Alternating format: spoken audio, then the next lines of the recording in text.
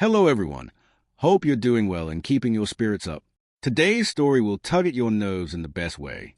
It's about Clara, a woman who spent years being underestimated by her own husband, until one small act of arrogance gave her the perfect moment to end the illusion.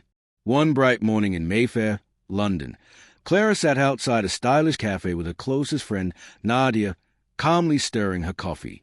Clara was the kind of woman who didn't need loud labels to look expensive.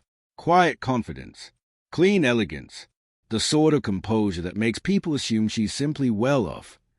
What almost nobody knew was that Clara privately controlled a network of assets, properties, investments, and a holding company, all managed discreetly with the help of a trusted advisor and solicitor, Mr. Calloway. Clara kept it low profile on purpose, privacy, protection, and fewer opportunists sniffing around, especially her husband, Adrian.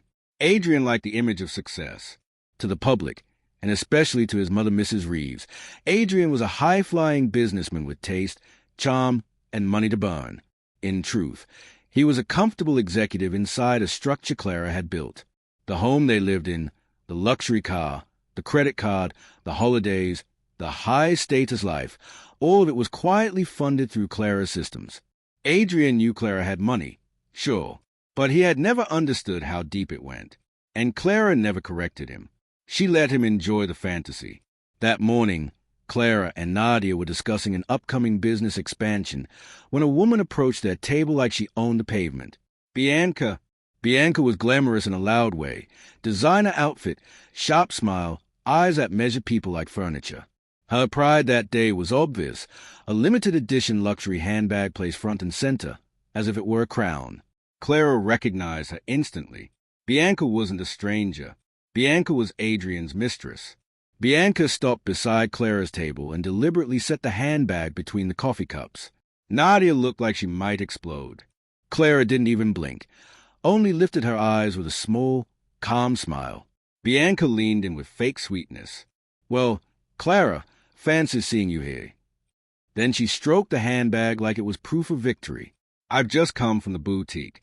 Adrian insisted on buying it for me. He said it matches my class, my taste." Nadia almost spat her drink. Clara lightly touched Nadia's hand, a silent warning to stay calm. Bianca wasn't getting the dramatic reaction she wanted, so she sharpened her tone, moving closer. "Your husband bought this because I'm worth more than you," Bianca said, slow and cruel. "He says I make him feel alive, like a real man." Bianca smiled, expecting Clara to crack. Instead, Clara's smile widened, not warm, not hurt, but polished and cold. The kind of smile that says, "You've just made a mistake, and you don't even know it yet." Because Clara was doing mental arithmetic behind her calm eyes. That handbag had been paid for with money that belonged to Clara. Adrian had used a card linked to Clara's private accounts, the same hidden financial pipeline that funded his entire successful man performance. Bianca was boasting with Clara's money, and she didn't even realize it. Clara responded softly, as if Bianca had simply shared a boring update. "That's wonderful. Bianca, I'm glad Adrian is being generous with people he believes deserve it."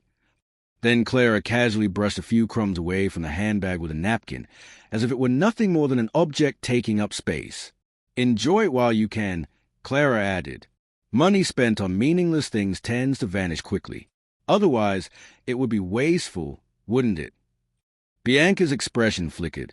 Confusion, irritation, a flash of panic. She had arrived hunting for tears, and instead she was being treated like background noise.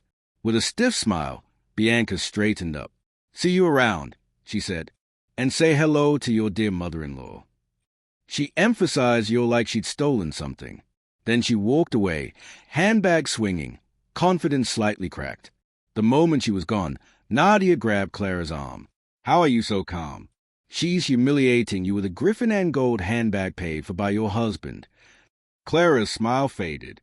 What replaced it was focus, sharp, controlled, almost surgical. "That's exactly the point," Clara said. "She thinks Adrian bought it. Adrian can't afford a pair of socks without my funding." Nadia froze. "You mean you paid for that bag?" Clara nodded once. "Adrian loves a story that is powerful. He thinks I'm blind, but I know everything. I've watched him play this double life for long enough. Nadia swallowed. So what now? Clara took out her phone, opened a prepared folder, and scrolled through documents with the calm of someone checking a work schedule. Divorce is paperwork, she said. The real work is reclaiming what's mine. She sent a single message to Mr. Calloway. Execute the full clean-out. Begin immediately. Within minutes, the plan moved like clockwork. Cards and access linked to Adrian were frozen. Transfers were reduced to zero. Company perks were scheduled to be withdrawn under internal efficiency changes over the next 48 hours. Everything legal. Everything clean. No shouting required. Clara stood, collected her bag, and looked at Nadia. Bianca's little performance wasn't my humiliation, she said quietly. It was a signal to start. Later that day, Adrian stormed into Clara's private office at home, panic-cracking through his usual arrogance. My card's been blocked, he snapped. I embarrassed myself in front of a client. What did you do? Clara leaned back, expression neutral. Blocked?